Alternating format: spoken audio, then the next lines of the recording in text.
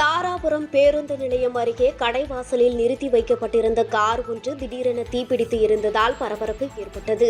தாராபுரம் சிவசக்தி நகர் பகுதியில் தியாகராஜன் என்பவருக்கு சொந்தமான வாடகை பாத்திர கடை உள்ளது. இந்த கடையின் முன்பு நிறுத்தி வைக்கப்பட்டிருந்த கார் ஒன்று திடீரென தீப்பிடித்தது. காற்றின் வேகம் காரணமாக மளமளவென தீ கடைக்குள் பரவியது. தகவல் கிடைத்து விரைந்து வந்த தீயணைப்பு படையினர் சுமார் 1 மணி நேரம் போராடி தீயை அணைத்தனர். தீ விபத்தில் கார் முழுமையாக எரிந்து சேதமடைந்தது. மேலும் கடை வளாகத்தில் இருந்த 2 சிறிய ரக சரக்கு வாகனங்கள், 2 லட்சம் ரூபாய் மதிப்பிலான பிளாஸ்டிக் நாற்காலி, மேஜை உள்ளிட்ட பொருட்கள் தீயில் கருகி சேதமடைந்தன. தீ விபத்து குறித்து தாராபுரம் போலீசார் வழக்கு பதிவு செய்து விசாரணை மேற்கொண்டு வருகின்றனர்.